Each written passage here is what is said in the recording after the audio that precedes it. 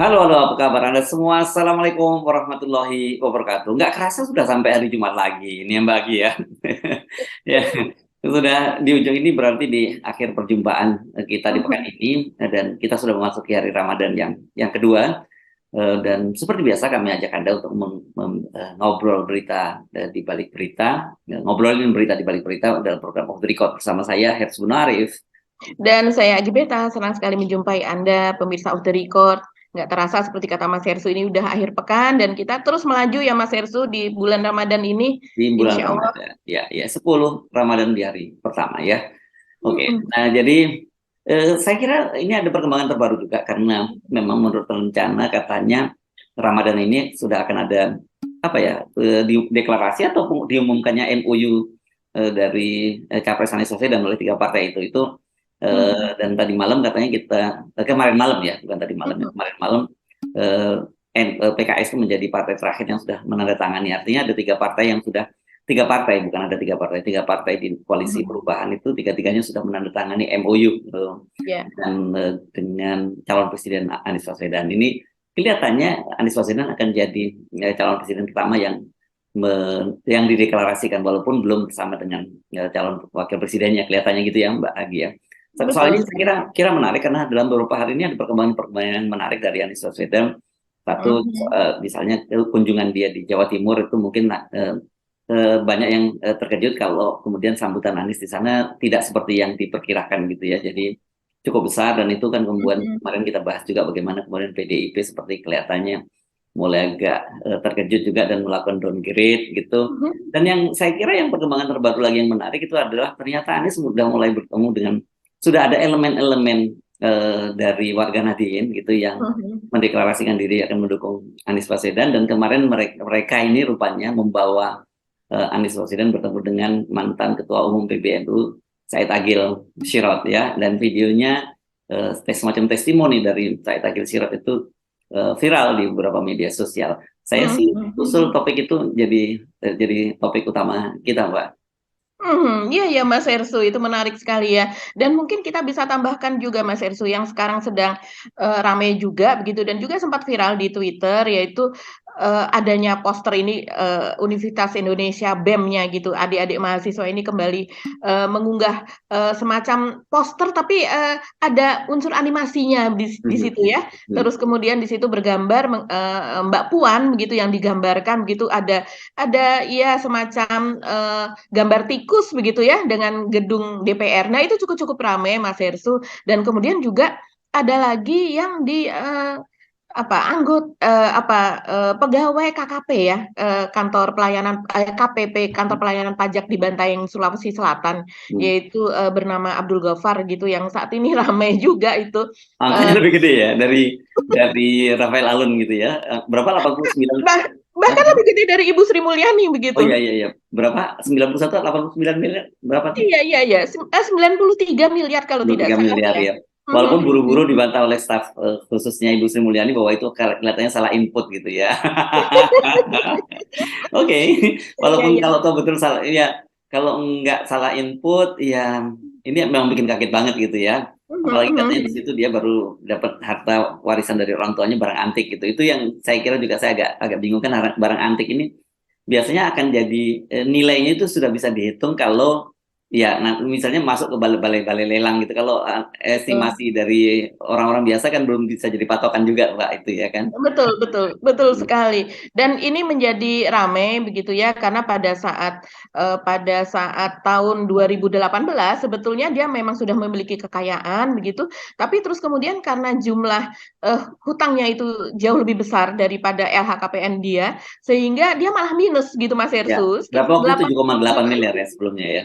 Iya ya, betul. Jadi tapi dalam jangka waktu hanya dalam jangka waktu 1 tahun tiba-tiba melonjak menjadi maaf, benar Mas Irsu tadi 98,3 miliar begitu. Hmm. Jadi itu sudah dikurangi nilai hutang dia tadi. Nah, ini tentu mengejutkan karena itu lebih besar daripada Rafael gitu ya, LHKPN resminya tapi ya dan lebih besar daripada Ibu Sri Mulyani bahkan lebih besar besar dari Bapak Dirjen Pajaknya sendiri begitu sebagai Berapa kali bos. lipat itu, berapa kali lipatnya itu kalau Rafael Alun 3 kali lipat, ini berapa kali lipat itu 4 kali lipat, lebih dong. 6 Iya. atau 7 kali lipat gitu ya. Tapi Iya, dan dikatakan dia sebagai pemilik LHKPN tertinggi di Kementerian Keuangan begitu. jabatannya cuma akun representatif ya. Jadi itu Iya, petugas betul. front desk lah itu kayaknya kalau di Mhm. apa di kantor pajak itu ya. Iya, betul di Ya, KPP ya. begitu ya. Tapi Oke. ya betul itu tadi ada terus kemudian ada kita tuntaskan saja nih yang satu ini Mas Hersu ya. Mhm. Kemudian ada bantahan dari Pak Justinus Prastowo bahwa itu ternyata salah menginput menurut dia, tapi sejauh ini kan konfirmasinya masih melalui email, belum diperiksa secara tuntas. Ya, ya, Mas ya. Hersu. Oke. Kita tunggu saja bagaimana perkembangannya, tapi ini menarik karena orang sekarang kalau udah mulai ngomongin pajak, ngomongin bea cukai itu langsung apanya antenanya berdiri gitu ya. Iya, iya betul. Apalagi nih gitu. Walaupun walaupun dibantah oleh Pak Justinus Prastowo, orang bilang pokoknya sampai terbukti sebaliknya, orang tetap nggak percaya. Ini akan ada kasus baru lagi. Saya kira netizen begitu ya. Sekarang ini pokoknya betul-betul peran netizen di negara ini sekarang ini luar biasa ya. Katanya Betul. kalau mereka kan jargonnya no viral no justice, kita nyebutnya bahwa no netizen no justice kan gitu ya sekarang ya. Iya, dan ini kan memang permintaan dari KPK sendiri yang menyatakan Ya. bahwa bantuan dari netizen untuk mengungkap semua harta-harta yang tidak jelas tersebut, begitu. Dan ini ternyata betul-betul dilakukan. Mereka patuh sekali kepada KPK nih netizen. Oke, mari kita tunggu ya Mbak Agi. Saya kira oke itu bunga-bunga, walaupun kalau nanti terbukti betul ya itu bakal mengagetkan dan menurut saya ini pasti akan membuat Ibu Sri Mulyani pusing 7 keliling ini gimana cara menjelaskannya kepada publik bisa dapat seperti itu di Bantaeng lagi ini ya kan ini kota kabupaten ini bukan kota besar kalau Betul, ini kota kecil dan kemudian memang di situ kan ada harta bergerak, harta tidak bergerak dan sebagainya. Kemudian dia juga memiliki tanah, apa bangunan. Nah, itu yang harus diklarifikasi begitu. Jadi benda-benda antiknya tuh letaknya ada di mana, dengan nama apa pada LHKPN tersebut ya ya begitu. betul-betul oh ini keturunan Karun jadi dia punya harta karun kan. Nah, oke, saya kira kita fokus ya ke saya ya, Mhm. karena ini salah satu perkembangan yang menurut saya yang cukup menarik ya kalau kita melihat apa yang terjadi pada Anies Baswedan dalam beberapa hari terakhir ini ya seperti yang saya Mhm, tadi mhm, mhm. ceritakan saya sampaikan tadi bahwa ada pergerakan dia ke Jawa Timur dan kemudian sekarang partai-partai sudah menandatangani nota kesepahaman gitu ya. Mhm. Dan kemudian juga yang perkembangan yang mereka tentu saja NU ya. Perkembangan ini ada rupanya ini ada perkumpulan apa ya Peranu itu perkumpulan aktivis Nahdien Nusantara kalau nggak salah begitu namanya itu ya. Dan Anak-anak muda mungkin itu ya Mas Hersu ya? tidak semudah semua muda karena ini ada beberapa orang yang memang juga tokoh-tokoh yang juga cukup senior pernah di PBNU yang lama gitu Oh iya. yang membawa Mhm. gitu dan tentu saja kita tahu kalau di situ ada Effendi Khoiri ya yang Ya di betul. Nasdem itu ada Effendi ini pasti dia yang akan jadi bridgingnya untuk bertemu dengan itu dan saya kira kan sejak awal isu itu yang utama itu isu Mhm. tentang bagaimana Anies itu bisa masuk ke kalangan Nahdien kayak kalangan-kalangan Betul. Islam tradisional karena kan dicitrakan bahwa Anies itu sebagai Islam modernis gitu terus Islam perkotaan dan Mhm. bahkan juga kemudian dia dicitrakan sebagai kanan banget gitu kan itu yang coba dicitrakan kan seperti itu dan tapi Mhm. dengan masuknya Nahdien ini menurut saya menarik apalagi kemudian ada testimoni dari Pak Said Agil itu kan menurut saya itu menarik sekali Mbak Agi ya. Iya. Ini kemarin saya kira cepat viral nih videonya Pak Said Agil ya yang memberikan Iya. testimoni tentang Mhm. Pak Anies. Alhamdulillah siang hari ini pesantren At-Taqafah kedatangan Ad-Dhaiful Kabiril Muhtaram yaitu mantan Gubernur DKI Bapak Dr. Haji Anies Rashid Baswedan, cucu dari seorang pahlawan nasional yaitu Abdurrahman Baswedan. Beliau lahir di Kuningan, Jawa Barat. Jawa Barat bukan Sulawesi bukan. Kuningan Jawa Barat ya daerah saya lah, dekat saya Kuningan. Daerahnya Kiai Sofan, Pak Sofan. Nah, beliau yang berangkat ke negara Mesir membawa misi kemerdekaan Indonesia. Beliaulah yang berangkat ke Mesir. Ke Saudi enggak? Saudi juga. Mesir aja. Saudi belum lahir ya. Jadi itulah ringkas cerita, dulu kakeknya ini beliau yang melakukan hubungan antara Indonesia dengan negara-negara Arab dalam rangka menyatukan sikap melawan penjajah merebut kemerdekaan. Jadi beliau ini cucunya pahlawan nasional. Artinya apa? Artinya Pak Anies ini seorang yang nasionalis. Tidak bisa kita ragukan, beliau adalah seorang yang nasionalis, qaumi watani. Di samping muslim mutamassik bidini, muslim taat beragama, santri kalau bahasa kitanya. Jadi ini santri yang nasional. Ya Pak, sama dengan saya lah, saya santri nasionalis. Kita baca doa dulu ya, mendoakan Pak Anies ya. Bismillahirrahmanirrahim. Alhamdulillahi rabbil alamin. Hamdan katsiran thayyiban mubarakan fih. Allahumma sholli sholatan kamilatan wa sallim salaman tamma ala sayyidina Muhammadin alladzi tanhallu bil fariju bil qurab wa tuqda bil hawaij wa tulal ghaib wa husnul khatimah tasqal ghamam bi wajhil karim wa ala alihi wa sahbihi fi kulli lamhatin wa nafasin bi'adad kulli ma'lum lak. Allahumma inna nas'aluka bi annaka antallahu la ilaha illa antal ahadus samad alladzi lam yalid wa lam yulad wa lam yakul lahu fanhad badi'us samawati wal ard an tuwaffiqana wa tuwaffiqa umura akhil aziz Pak Anies Baswedan wa tusahhila umurana wa umurah wa taqdiya hajatina wa hajatih wa tuballigha maqasidana wa maqasidih min maqasid dunya wal akhirah.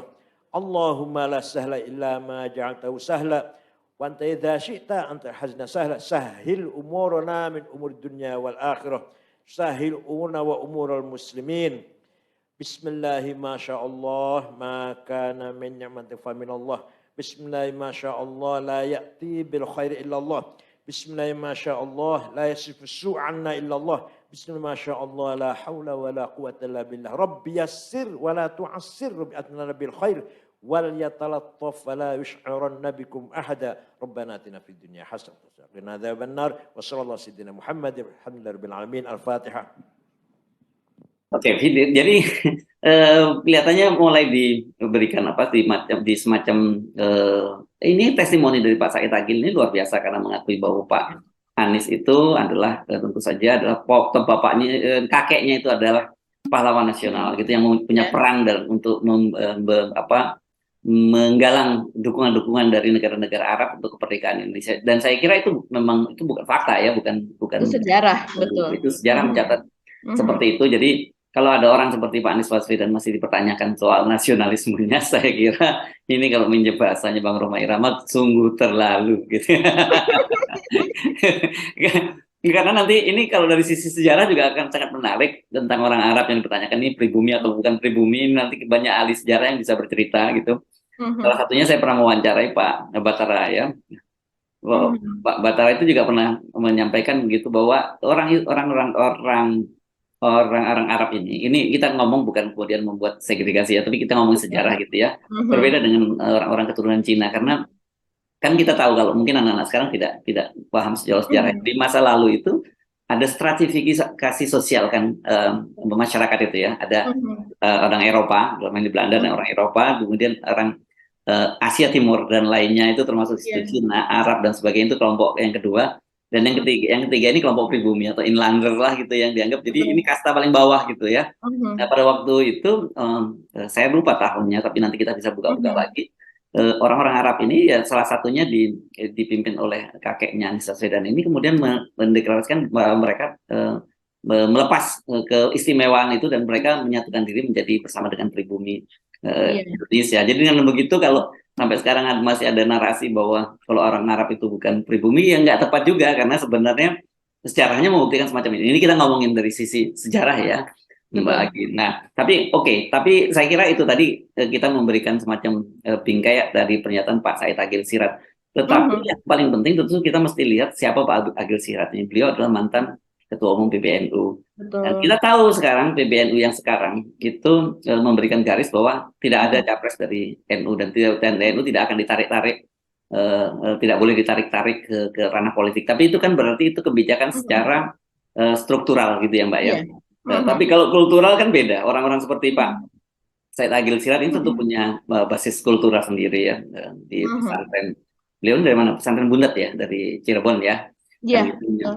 Mhm. Dia punya basis kultural sendiri dan ini yang tadi itu disebut dari peran Nu tadi, peran Nu-nya besar, Mhm. tadi, jadi apa, aktivis Nahdien Nusantara tadi itu pergerakan. Mhm. Mhm. Ini saya kira menjadi perkembangan yang menarik sekali Mbak, untuk itu. Belum lagi kalau kita bicara simpul-simpul NU seperti di Jawa Tengah, terutama Mhm. keluarga dari Mhm. Mbah Maimun Zubair ya, Mbah Mun Mhm. itu kan ada putranya yang juga, ya siapa lupa namanya, Wafi ya kalau tidak salah, Mhm. yang Mhm. sudah juga menyatakan dukungan pada Pak Anies Baswedan. Ada juga kakaknya dari Gus Baha gitu yang Betul. juga sudah menyatakan ini. Jadi kelihatannya pergerakan Pak Anies ini agak mengkhawatirkan kalau lihat ini ya gerilanya, dan dia berhasil menembus sekat-sekat itu. Itu menarik sekali menurut saya Mbak Agi. Iya ya, betul sekali Mas Hersu. Jadi memang ini memang anak-anak muda atau generasi sekarang ini kan memang banyak yang tidak, mengetahui soal sejarah di masa lalu begitu ya, Ya. dan kemudian narasi-narasi yang berkembang sekarang ini kadang-kadang menjadi black campaign, tidak hanya negatif campaign, tapi black campaign yang kemudian, seolah-olah dibuat narasi baru mengenai sejarah di masa lalu. Salah satunya yaitu peran dari, golongan Arab ya, disebut begitu kalau di zaman dahulu begitu, dari bangsa Arab yang kemudian padahal mungkin mereka secara turun-temurun itu sudah berada di Indonesia, lahir di Indonesia. Seperti kakek Anies yang, Abdurrahman Baswedan tersebut kan lahir di, Surabaya di Jawa Timur. Makanya kemarin ketika Anies ke Jawa Timur dikatakan bahwa dia kembali ke kampung halaman, maksudnya adalah kampung halaman dari kakeknya begitu. Dan kemudian kalau seandainya sekarang ada yang berusaha memutarbalikkan seperti kata Mas Hesu tadi bahwa orang yang tidak mengenal sejarah atau memang melakukan, black campaign, itu sangat-sangat salah ya karena apa yang terjadi di apa ya dalam sejarah yang dicatat oleh bangsa Indonesia, arsip-arsip kenegaraan dan sebagainya, itu Abdurrahman Baswedan, kakek Anies tersebut yang dikatakan sebagai apa orang asing yang dan sebagainya begitu ya. Padahal dia masuk ke dalam satu dari 185 pahlawan nasional. Pahlawan nasional ini adalah apa bisa dikatakan sebagai gelar yang merupakan penghargaan tingkat tertinggi di Indonesia. Jadi kan kita ada macam-macam pahlawan ya, selain itu ada pahlawan revolusi, pahlawan kemerdekaan dan sebagainya. Dan kemudian gelar pahlawan nasional itu hanya diberikan oleh pemerintah Republik Indonesia kepada 185 orang dari jutaan mungkin pahlawan sebenarnya yang ada di Ya. Indonesia ini karena ada syaratnya Mas Hirsu, memang ada kategorinya, yaitu diberikan kepada warga negara atau pahlawan yang memiliki tindakan yang dianggap heroik yang didefinisikan sebagai perbuatan nyata yang dapat dikenang dan diteladani sepanjang masa bagi warga masyarakat lainnya atau berjasa sangat luar biasa bagi kepentingan bangsa dan negara. Dan ini adalah lagi-lagi merupakan penghargaan tingkat tertinggi di Indonesia begitu. Jadi kalau seandainya itu masih diragukan dan kemudian dinarasikan negatif, ini memang dalam rangka apa persaingan dalam menuju 2024 yang itu Ya. sangat Ya. disayangkan sekali. Saya tadi ketika Mbak Aji bicara, saya sempat buka-buka ini ya. Ini ada Mhm. salah satu artikel yang pernah dimuat di BBC itu ya. Rupanya Mhm. ini yang maksud saya tadi itu adalah itu Sumpah Pemuda Keturunan Arab itu tahun Ya. 1934 ya, tidak lama setelah Betul. Sumpah Pemuda ya. Dan di Mhm. situ, dan motor dari Sumpah Pemuda Keturunan Arab tahun 1934 itu Mhm. AR Baswedan atau Abdurrahman Baswedan, kakek dari Anies Mhm. Baswedan. Di situ Mhm. dia menyatakan bahwa pemuda Arab itu mendeklarasikan dirinya Mhm. sebagai tanah air merdeka adalah tanah Indonesia, dan itu di kalangan internal itu waktu itu jangan dinilai kayak sekarang ya, kalau konteksnya sekarang pasti beda. Pada waktu itu sikap dari pemuda-pemuda ini dimotori oleh AR Baswedan itu sebagai sikap Mhm. radikal kepada Iya. masa itu ya, karena Mhm. Sangat. bagaimanapun juga pada waktu warga Arab itu kan dapat keistimewaan sebagai kelas Mhm. 2 gitu. Tiba-tiba kok menurunkan derajatnya gitu menjadi jadi pribumi Mhm. kan dengan menyatakan Mhm. tanah airnya Indonesia itu yang sejarahnya yang kenapa kemudian disebut nggak tepat juga kalau kemudian sampai sekarang menilai bahwa orang Arab itu bukan pribumi di Indonesia, karena Iya. faktor sejarahnya itu berbeda. Ini penting kita jelaskan kepada Betul. generasi berikut supaya kenapa, kalau semangat kita ini jangan kita dianggap semacam ini endorse Pak Anies Baswedan, enggak, ini kita mesti mulai memahami sejarah gitu ya, sejarah itu penting diungkapkan, dan kemudian jangan Mhm. kemudian muncul narasi-narasi yang menyesatkan. Dan bagi kita sekarang sebenarnya mestinya ketika ngomongin soal presiden itu jangan lagi ngomongin yang seperti itu, kita lebih bicara soal bagaimana apa ya intelektualitasnya, kemudian juga moralitasnya yang kita mesti bicarakan gitu. Nah, ini tadi kalau kita balik ke Pak Said Agil Siraj itu kan, rupanya ini kan Tempo juga membuat sebuah laporan ini tentang bagaimana gerilya itu disebutnya ya, gerilya para generasi muda, bukan generasi muda nih ya, apa disebutnya itu gerilya aktivis NU disebutnya ya. begitu ya.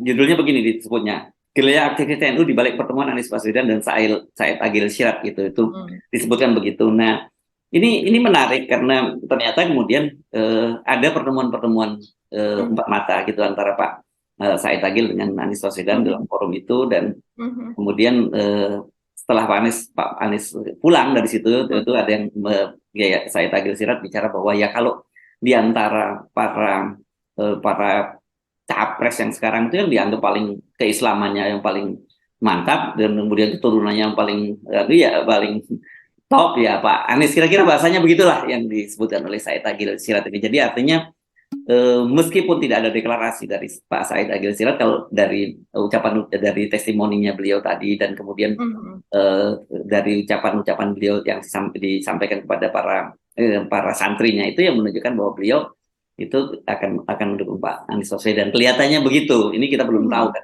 ini tidak ada deklarasi resmi. Tapi tetap saja itu menjadi, saya kira, satu hal yang menarik untuk terus kita cermati, Mbak. Bagaimanapun juga, meskipun NU itu sekarang menyatakan dia netral dari kepentingan politik, tetap saja suara dari Nahdien itu sangat menentukan siapapun yang nanti akan jadi terpilih untuk menjadi presiden pada tahun 2024 gitu.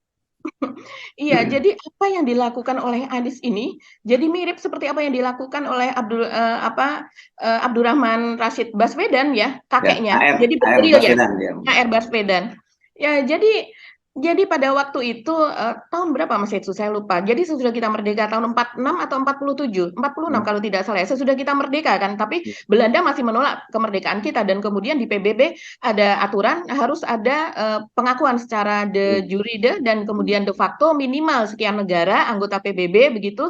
Dan makanya Pak Agus Salim ketika itu Menteri Luar Negeri kita kemudian melakukan safari ke luar negeri untuk mendapatkan tanda tangan pengakuan dari banyak negara. Nah, yang pertama didatangi adalah Mesir ketika itu. Ini ibaratnya kalau saat ini Mesir ini adalah NU begitu ya. Jadi Anies ini kan dikatakan juga bersafari atau bergerilya gitu ya, mendapatkan untuk pengakuan atau mendapatkan dukungan. Nah, ketika itu Pak AR Baswedan juga ke sana begitu bersama dengan Pak Agus Salim gitu sebagai Menteri Luar Negeri, Kiai Haji Agus Salim, dan kemudian dia secara kemudian dengan melalui berbagai cara begitu ya, karena Belanda ternyata juga Belanda dan kemudian sekutu ternyata sudah ada di sana juga mengendus apa yang akan mereka lakukan, bahwa mereka ingin mendapatkan pengakuan. Sehingga yang saya baca ya, kalau berdasarkan sejarah itu kemudian mendapatkan tanda tangan itu diam-diam, kemudian dengan secari kertas itu oleh Pak Haji Agus Salim itu diberikan kepada Pak AR Baswedan yang dia ikut ke sana. Dia adalah salah satu wartawan zaman itu ya, tapi dia juga ada di yang pemerintah. suratnya dimasukkan dalam sepatu ya waktu itu ya. Iya, terus kemudian dia dengan pesannya sangat heroik. Jadi kata Pak Agus Salim, kalau seandainya kamu sampai ini kan harus dikirimkan atau diberikan secara langsung kepada Pak Soekarno, yaitu Presiden Republik Indonesia yang pertama, Bung Karno begitu. Dan kemudian pesannya adalah kamu boleh saja tidak sampai di Indonesia, kamu tidak sampai bertemu dengan Soekarno, tapi surat ini harus sampai. Yang artinya apapun yang terjadi, nyawamu bisa saja tidak sampai ke sana karena berbagai risiko itu, tapi surat ini tetap harus sampai. Jadi betapa itu sangat kuat dan sangat berat tugas atau mandat yang diberikan kepada kakek Anies, Pak Agus. Oke. Jadi kalau nurutin kalau dalam bahasanya orang Jawa ini dari sisi bobot bebet dan bebetnya itu memadai gitu ya.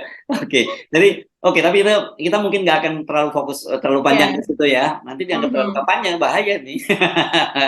Nah, kita ngomongin saja konteks sejarahnya ya. Jadi kita ngomongin faktanya saja. Itu dari sisi NU-nya. Nah, sekarang bagaimana soal dari tiga partai itu, Pak? Iya, Mas Hersu, kembali ke yang NU tadi dulu ya. Kalau yang saya baca ini kan memang, Anies bertemu di Jakarta Selatan ya Mas Hersu ini ya, di pesantren Luhur Al-Sakofah begitu ya. Pesantren selain di Cirebon karena memang Pak Said Agil ini memiliki beberapa pesantren dan kalau kita melihat dari Instagram dan kemudian juga yang diunggah dari, kalangan NU gitu, aktivis NU itu memang di sana tidak hanya bertemu dengan Pak Said Agil, tapi juga bertemu tampaknya begitu ya dengan puluhan bahkan ratusan dari anak-anak pesantren begitu dan kemudian Hmm. terjadi dialog di sana. Hmm. Nah, ini yang kemudian mungkin menarik dan membuat kalau kita lihat konteksnya itu membuat pihak di luar koalisi perubahan yaitu seperti dari PDIP dan sebagainya kita bisa melihat bahwa mereka kemudian melakukan gerakan-gerakan yang lebih masif lagi begitu karena melihat Anies juga melakukan perjalanan yang cukup signifikan. Nah, kalau yang terakhir ini Mas Ersu, jadi pada malam perkembangannya yaitu pada malam Kamis, tarawih pertama, malam Ramadan berarti ya ya, Mas Ersu ya. Hari Rabu berarti dua ya malam malam yang Kamis ya. Iya, malam malam Kamis itu Anies sesudah salat tarawih begitu menemui Presiden PKS yaitu Pak Hmm. Ahmad Saiku begitu. Rupanya seharusnya itu sudah dilakukan jauh-jauh hari karena ternyata menurut pengakuan Andi Malarangeng yaitu wakil dari Majelis Tinggi dari Partai Demokrat pada tanggal 2 Maret saja sudah mengatakan bahwa surat MOU atau piagam deklarasi tersebut sudah ditandatangani dua partai, Hmm. yaitu sudah ditandatangani oleh AHY, Ketua Umum dari Partai Demokrat, dan juga sudah ditandatangani oleh Pak Surya Paloh sebagai Ketua Umum dari Partai Nasdem begitu. Nah, rupanya ini PKS justru yang terakhir. Itulah kenapa ketika ditanyakan kepada pihak Demokrat beberapa hari yang lalu dan sebagainya, bahwa ya seakan-akan terjadi perpecahan gitu ya karena sudah ada dua partai yang sudah menandatangani tapi masih ada satu partai lagi yang belum juga menandatangani. Nah, rupanya ini memang PKS Mas Heru yang belum Hmm. menandatangani. Hmm. Hmm. Nah, alasan dari pihak Anies dan dari pihak PKS yaitu Pak Sohibul Iman yang menjelaskan yaitu bahwa itu dikarenakan karena Anies selama ini memang belum ada waktu yang sinkron untuk bertemu keduanya karena ini harus Anies sendiri yang membawa surat tersebut kepada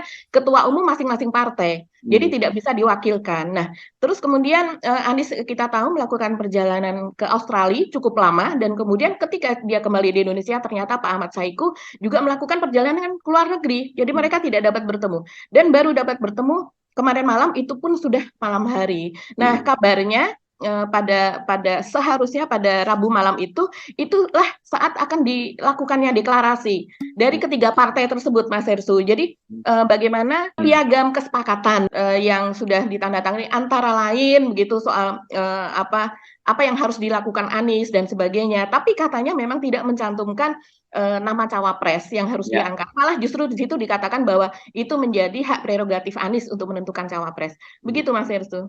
Ya. Jadi artinya sebenarnya kita bisa simpulkan ini akan ada segera deklarasi dong ya.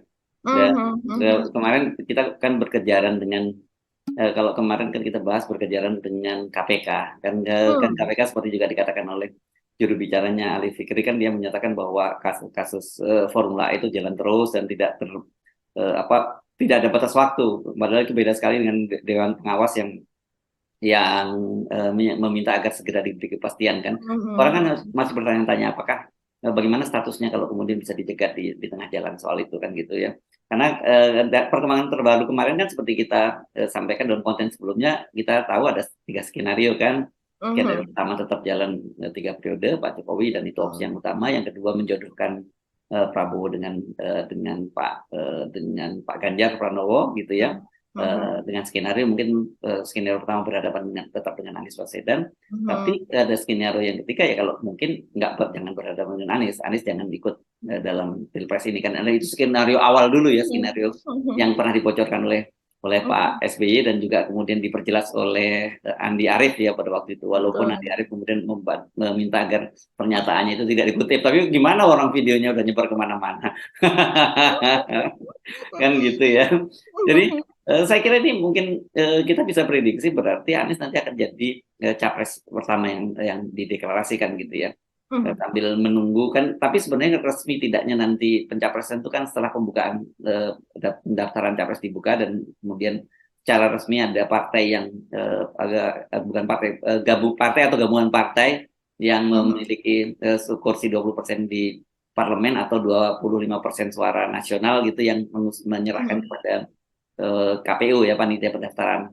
Nah, kalau ini artinya sebenarnya seperti Anda katakan tadi, memang soal capres ini, cawapres ini jadi tarik menarik di antara partai-partai itu, tapi kelihatannya mereka ada kesepahaman bahwa ya hal itu jangan sampai mengganggu gitu ya, mengganggu keputusan deklarasi mereka bersama. Karena tadi memang ini kan dalam kondisi yang abnormal, Mbak, situasinya. Gak ada susah. Biasa dengan capres-capres lain kan dia dibayang-bayangi itu tadi.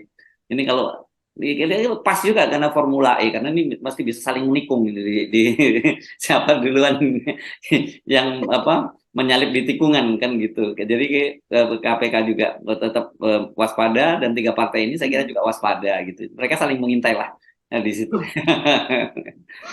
Iya Mas Ersu, dan tampaknya koalisi perubahan dari 3 partai ini makin solid ya. Kalau kita lihat timelinenya itu pada hari Selasa itu diunggah, Anies yang mengunggah di IG dan juga di Facebooknya, yaitu bahwa Mas AHY itu datang ke kediaman Anies di Lebak Bulus, dan kemudian Anies ditemani oleh Pak Sudirman Said gitu, dan kemudian AHY beserta dengan sekjen dari Partai Demokrat, kemudian mereka berbicara di pendopo begitu ya, tampaknya cukup serius karena ada sekitar beberapa jam begitu mereka bertemu.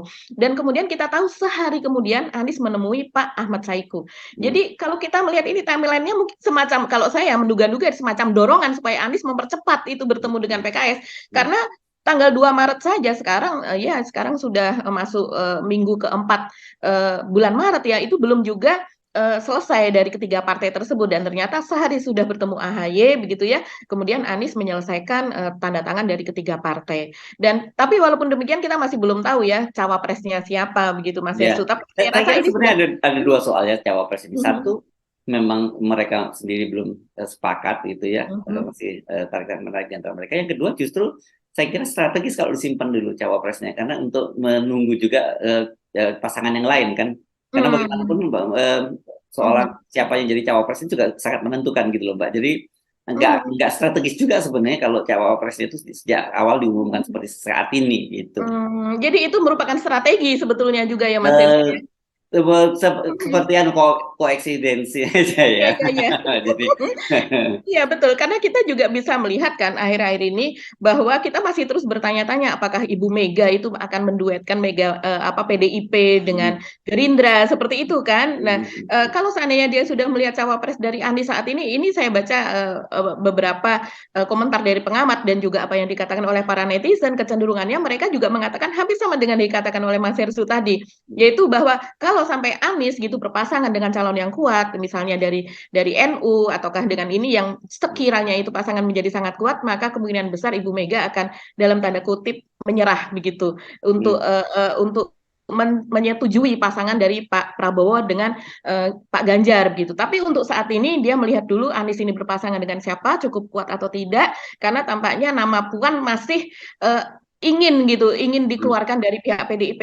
Itu bisa kita lihat dari tokoh-tokoh PDIP yang mengatakan bahwa berdasarkan amanat Kongres sampai saat ini masih tetap mereka pegang erat bahwa capres itu harus dari dari PDIP sendiri. Oke, kita akhiri perbincangan itu sambil ngobrolin, karena Anda tadi nyinggung Mbak Puan ya, tadi di awal tadi itu soal ini ya, BEM UI ini selalu cari gara-gara ini. Tapi beda reaksinya ya. Sekarang saya baca reaksinya. Kalau kemarin kita ingat ya, waktu zaman dulu ketika masih Pak Rektor UI-nya masih jadi komisaris kan, reaksinya Humas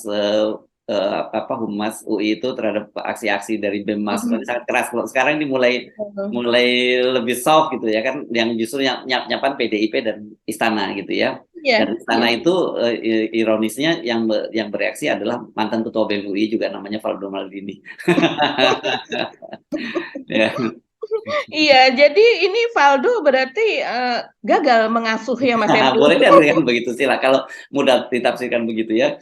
Karena ini memang ini cukup keras ya, ternyata ini kritik dari BEM UI yang menyebut bahwa DPR itu jadi dewan perampok rakyat, dan kemudian menggambarkan itu jadi sarang tikus, dan kemudian yang ada tikus besar dan itu wajahnya dipasangi dengan wajah Mbak Puan gitu ya. Ini saya kira ini kritik terhadap pengesahan Perpu Undang-Undang Ciptaker menjadi Perpu Ciptaker menjadi undang-undang gitu ya.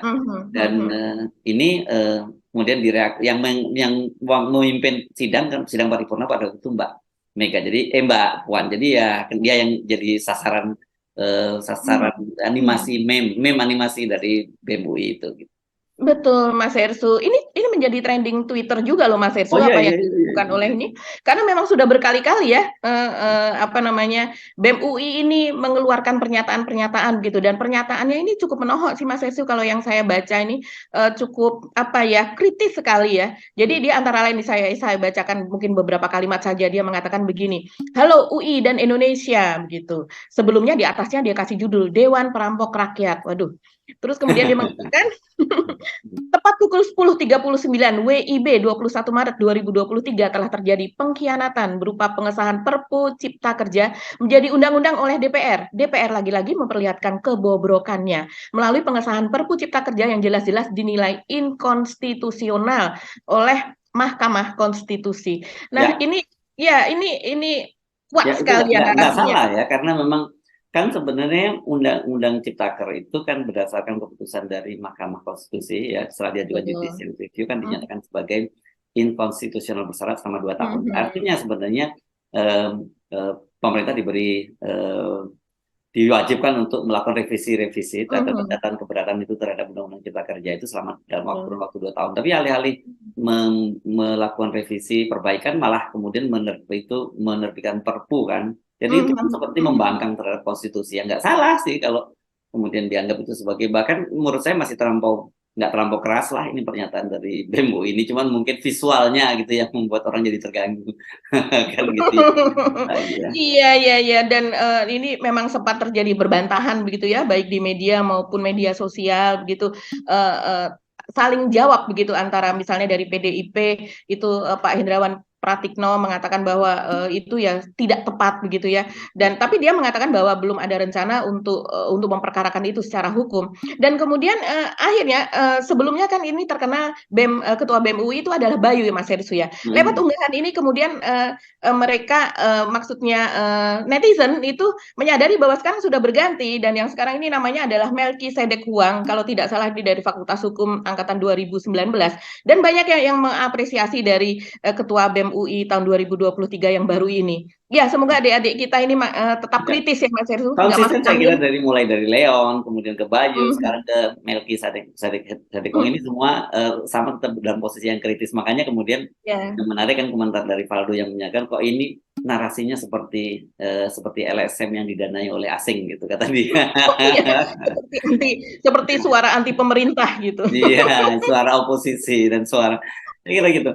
Oh, kita ini kelihatannya dan UI netral posisinya ya, mengingatkan bahwa itu aspirasi yang harus dihormati tapi harus sesuai dengan adab gitu ya, karena mungkin penggambaran Mbak Puan seperti tikus besar itu atau ratu tikus itu mungkin menyinggung secara personal gitu ya.